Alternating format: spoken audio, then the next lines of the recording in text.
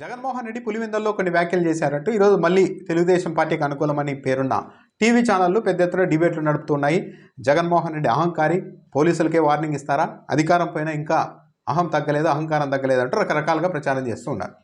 ఈ చర్చా కార్యక్రమం, ఈ చర్చలకు మూలం ఏంటంటే ఈరోజు ఆంధ్రజ్యోతి, ఈనాడు పత్రికల్లో ఒక వార్త వచ్చింది. అయితే ఆ వార్త రెండు పత్రికల్లోనూ కాస్త భిన్నంగా వచ్చింది. ఈనాడులో రాశారు, ఈ ప్రభుత్వం మారిపోవచ్చు, అప్పుడు మీ కథ ఉంటుంది అని పులివెందుల డిఎస్పీని జగన్మోహన్ రెడ్డి వార్నింగ్ ఇచ్చారు, హెచ్చరించారు అన్నది. ఎవరు? మురళీ నాయక్ని హెచ్చరించారన్నది వార్త. ఈ ప్రభుత్వం 2 లేదా 4 నెలల్లో మారిపోవచ్చు, ఆ తర్వాత మీ కథ ఉంటుందని జగన్మోహన్ రెడ్డి హెచ్చరించారని రాశారు. జగన్ సమీప బంధువైన వైఎస్ అభిషేక్ రెడ్డి అంత్యక్రియలు పులివెందుల్లో జరిగాయి. కార్యక్రమం నుంచి తిరిగి ప్రయాణం చేస్తున్నప్పుడు వైసీపీ నాయకులంతా ఇలా డిఎస్పీ వైసీపీ వాళ్ళని కావాలని టార్గెట్ చేస్తున్నారు అని చెప్పేసరికి డిఎస్పీని పిలిపించిన జగన్మోహన్ రెడ్డి హెలిప్యాడ్ వద్దే వార్నింగ్ ఇచ్చారు. అక్కడికి డిఎస్పీతో పాటు మరో 2 సీఏలు కూడా వెళ్ళారు. వాళ్ళని ఉద్దేశించి జగన్ తీవ్ర స్వరంతో మాట్లాడుతూ జాగ్రత్తగా ఉండాలని హెచ్చరించారు. డిఎస్పీ మౌనంగా విని అక్కడి నుంచి వెళ్ళిపోయారు అని రాశారు ఈనాడులో. డిఎస్పీ మౌనంగా విని అక్కడి నుంచి వెళ్ళిపోయారు అన్నది ఈనాడులో రాశారు. దాంతోపాటు ఈ ప్రభుత్వం 2 లేదా 4 నెలల్లో మారిపోవచ్చు అంటూ తీవ్రంగా ఆ తర్వాత మీ కథ ఉంటుంది అని జగన్మోహన్ రెడ్డి వార్నింగ్ ఇచ్చారు అంటూ ఈనాడులో అయితే కాస్త తీవ్రత పెంచుతూ కథనం రాశారు, వార్త రాశారు. ఆంధ్రజ్యోతిలో చూస్తే మళ్ళీ రాబోయేది మా ప్రభుత్వమే, ఎవరి మాటలో విని అనవసరంగా ఇబ్బందులు తెచ్చుకోవద్దు అని పులివెందుల డిఎస్పీని మాజీ సీఎం జగన్ హెచ్చరించినట్టు తెలిసింది. ఇది ఆంధ్రజ్యోతిలో. అక్కడేమో మేమే వచ్చేస్తాం, 4 నెలల్లో ఈ ప్రభుత్వం పోవచ్చు, అప్పుడు మేము వస్తాం, మీ కథ ఉంటుంది అని చెప్పారని రాస్తే ఆంధ్రజ్యోతి కాస్త డోస్ తక్కువగానే ఉంది. మళ్ళీ రాబోయేది మా ప్రభుత్వమే, ఎవరి మాటలో విని అనవసరంగా ఇబ్బందులు తెచ్చుకోవద్దు అంటే ఒక మంచి సలహాలాగే ఇచ్చారు జగన్మోహన్ రెడ్డి. ఎల్లకాలం కూటమి ప్రభుత్వమే ఉంటుందనుకోవద్దు, మళ్ళీ మేము వచ్చినప్పుడు వైసీపీ వారిని ఇబ్బంది పెట్టిన వారందరినీ ప్రత్యేక దృష్టితో చూస్తాం అని హెచ్చరించినట్టు తెలిసింది. అందుకు డిఎస్పీ బదులిస్తూ ఎవరి మాటలో విని కేసులు బనాయించడం లేదని, చట్ట ప్రకారమే చర్యలు తీసుకుంటున్నామని స్పష్టం చేసినట్టు సమాచారం. దీంతో జగన్ మరోసారి అనవసరంగా ఇబ్బందులు కొని తెచ్చుకోవద్దని డిఎస్పీని హెచ్చరించినట్టు తెలుస్తోంది. ఈనాడులో ఏమో డిఎస్పీ మౌనంగా మాట్లాడేసి వచ్చారు, మాజీ ముఖ్యమంత్రి స్థాయి వ్యక్తి అలానేసరికి మౌనంగా వచ్చారని ఈనాడులో రాశారు. ఆంధ్రజ్యోతిలో మాత్రం లేదు, మేము ఎవరో చెప్తే కేసులు పెట్టలేదు, చట్ట ప్రకారమే చేస్తున్నామని డిఎస్పీ కౌంటర్ ఇచ్చారని రాశారు. ఆంధ్రజ్యోతిలో ఏంది, రాబోయేది మా ప్రభుత్వమే, ఎవరి మాటలైనా అనవసరంగా ఇబ్బందులు తెచ్చుకోవద్దు, వైసీపీ వాళ్ళని వేధించిన వాళ్ళని ప్రత్యేక దృష్టితో చూస్తాం అని చెప్పారు జగన్మోహన్ రెడ్డి ఒక సూచన పరంగా, హెచ్చరికగా అని ఆంధ్రజ్యోతి రాస్తే అక్కడేమో 4 నెలల్లో ప్రభుత్వం కూలిపోతుంది, వచ్చేది మేమే, మీ కథ ఉంటుంది అని వేశారని ఈనాడులో రాశారు.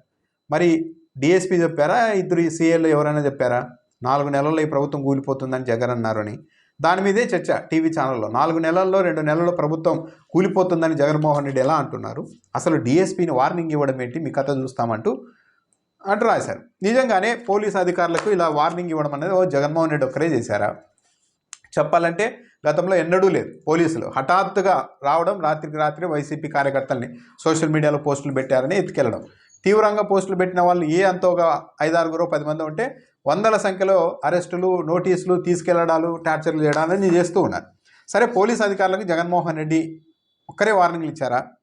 ఎందుకు ఎలక్షన్లకు ముందు చంద్రబాబు నాయుడు చిత్తూరు ఎస్పీ రిషాంత్ రెడ్డికి ఆపరేషన్ చేయిస్తా నీకు అంటూ వార్నింగ్ ఇచ్చింది నిజం కదా? ఆపరేషన్ చేయిస్తా అని వార్నింగ్ ఇచ్చారు. గతంలో తెలుగుదేశం పార్టీ మాజీ ఎమ్మెల్సీ చెంగల్రాయుడు, అప్పట్లో పెద్ద సంచలనంగా అయినాయి ఈ వ్యాఖ్యలు కూడా. చెంగల్రాయుడు పోలీసులను ఉద్దేశించి ఏం చెప్పారు? ఆయన కార్యకర్తలకు ట్రైనింగ్ ఇచ్చారు. ఏమని? రైల్వే కోడూరుకు చెందిన పోలీసు నా కొడుకులు ఫోన్ చేస్తే రికార్డు చేయాలని కార్యకర్తలకు సూచించారు. రైల్వే కోడూరుకు చెందిన పోలీసు నా కొడుకులు ఫోన్ చేస్తే రికార్డు చేయాలని కార్యకర్తలకు సూచించారు. కార్యకర్తలు వాయిస్ రికార్డ్ చేయాలని, పోలీసుల్ని భయపెట్టేలా మాట్లాడాలని, బెదిరించాలని సలహా ఇచ్చారు. పోలీసులు కోర్టుకు తీసుకెళ్తే మెజిస్ట్రేట్ చెప్పుకునేది ఏమైనా ఉందా అని అడుగుతారు. అప్పుడు అబద్ధాలు చెప్పండి, పోలీసులు ఎగిసెగిసి తన్నారని చెప్పండి. చెప్పరాని చొప్పరాని చోటలో ఈ పోలీసులు 3 ఎగిరి తన్నారు, చాలా నొప్పిగా ఉందని యాక్షన్ చేయాలి, అప్పుడు ఈ నా కొడకలకి కాకి గుడ్డలు ఊడిపోతాయి అంటూ కార్యకర్తల సమావేశంలోనే తెలుగుదేశం పార్టీ నాయకుడు చెంగల్రాయుడు ట్రైనింగ్ ఇచ్చారు. మరి దాన్నేమనాలి అంత తీవ్రంగా? ముఖ్యమంత్రిగా ప్రస్తుతం ఉన్న చంద్రబాబు నాయుడు గారు ప్రతిపక్ష హోదాలో ఉన్నప్పుడు రాబోయే ఎన్నికల్లో వచ్చేది మేమే, జాగ్రత్తగా ఉండండి. ఈరోజు జగన్మోహన్ రెడ్డి ఏం చెప్పారు, అప్పట్లో చంద్రబాబు నాయుడు గారు కూడా అదే వార్నింగ్ ఇచ్చారు. రాబోయే ఎన్నికల్లో వచ్చేది మేమే, జాగ్రత్తగా ఉండండి. రాష్ట్రంలో పోలీసులు సైకోలుగా తయారవుతున్నారా అంటూ చంద్రబాబు నాయుడు ఆ రోజు ప్రశ్నించారు. మరి దాన్ని ఏమనాలి? చాలా తీవ్రమైన వ్యాఖ్యలు కదా. పైగా సోషల్ మీడియా పేరు చెప్పి తప్పుడు కేసులు పెట్టి హింసిస్తున్నారని కూడా చంద్రబాబు నాయుడు ఆరోపించారు. అంటే ఈరోజు జగన్మోహన్ రెడ్డి చెప్తున్నది అదే, ఇది పద్ధతి కాదు. అవినాష్ రెడ్డి పిఎన్ది పదే పదే వేధిస్తున్నారన్న దాని మీద డిఎస్పీని ఉద్దేశించి జగన్మోహన్ రెడ్డి ఆ వ్యాఖ్యలు చేశారని కూడా చెప్పారు. ఈ డిఎస్పీని అత్యుత్సాహంతో టార్గెట్ చేస్తున్నారు అక్కడ లోకల్ వైసీపీ నాయకులు అన్న అభియోగాల నేపథ్యంలో జగన్మోహన్ రెడ్డి పిలిచి మాట్లాడినట్టుగా ఉన్నారు. ఇష్టానుసారం చేస్తే ఊరుకునేది లేదు, ఖబర్దార్ జాగ్రత్త అంటూ చంద్రబాబు నాయుడు వార్నింగ్ ఇచ్చారు. అప్పట్లో ఇవన్నీ కొంతమంది సైకో ప్రవర్తన ఉన్న పోలీసు అధికారులతో నిబంధనలకు వ్యతిరేకంగా టార్చర్ చేయిస్తున్నారని ధ్వజమెత్తారు. అప్పట్లో అవసరమైతే నేనే పోలీస్ స్టేషన్కి వెళ్తానని కూడా పోలీసులకు వార్నింగ్ ఇచ్చారు అప్పట్లో చంద్రబాబు నాయుడు గారు.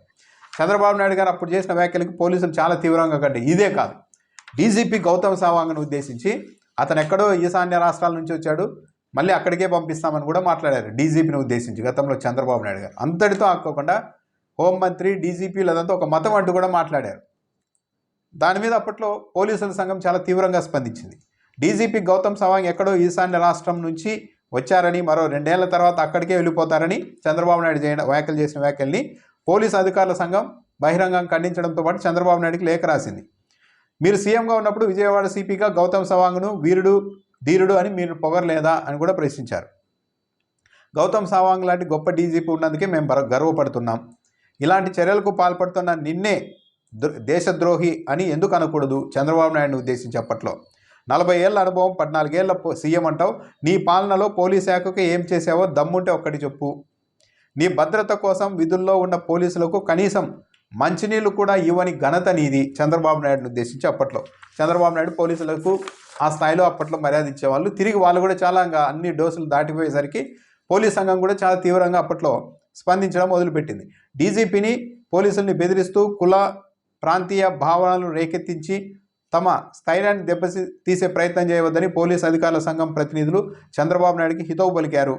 ఇంకోసారి డీజీపీని ఉద్దేశించి డీజీపీకి తాను రాసిన ఉత్తరాలకు డీజీపీ తిరిగి రాస్తున్న ప్రత్యుత్తరాలను లౌడ్ లెటర్స్గా రాస్తున్నారని, పోలీసులు యూనిఫామ్ తీసేసి మీ చొక్కాలు మాకు ఇవ్వండి, ఇక నుంచి మేమే కేసులు దర్యాప్తు చేస్తామని అనుచిత వ్యాఖ్యలు చేశారు చంద్రబాబు. పోలీసులను ఉద్దేశించి మీకు యూనిఫామ్ వద్దు, మీ యూనిఫామ్ మాకిండి, మేమే కేసులు దర్యాప్తు చేసుకుంటామని కూడా గతంలో చంద్రబాబు నాయుడు చేశారు. ఇవన్నీ మచ్చుకు కొన్ని మాత్రమే. నారా లోకేష్ కావచ్చు, చంద్రబాబు నాయుడు గారు కావచ్చు, టీడీపీ నాయకులు కావచ్చు, మాజీ మంత్రులు కావచ్చు, పోలీస్ అధికారులకు గత 5 ఏళ్లలో తెలుగుదేశం పార్టీ నాయకులు ఇచ్చిన వార్నింగుల్లో ఇప్పుడు వైసీపీ వాళ్ళు ఎవరైనా చెప్తూ ఉంటే 1% మేర ఉంటాయేమో.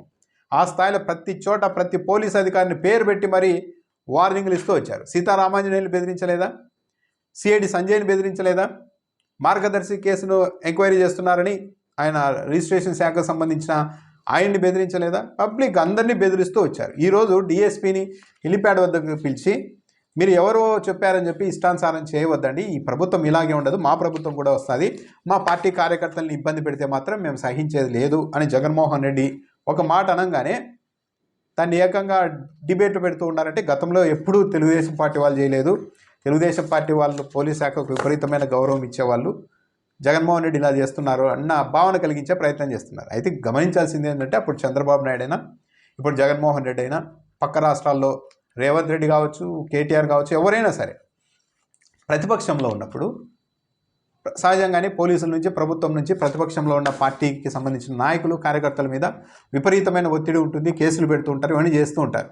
అప్పుడు సహజంగానే పార్టీకి నాయకత్వం వహిస్తున్న నాయకులు చంద్రబాబు కావచ్చు, కేటీఆర్ కావచ్చు, రేవంత్ రెడ్డి కావచ్చు, జగన్మోహన్ రెడ్డి కావచ్చు, ఈవెన్ పవన్ కళ్యాణ్ కూడా కావచ్చు, ప్రతిపక్షంలో ఉన్నప్పుడు తన పార్టీ క్యాడర్లో నమ్మకం నింపేందుకు, ధైర్యం నింపేందుకు ఇంకా తప్పనిసరిగా పోలీసుల్ని కూడా మాట్లాడతారు.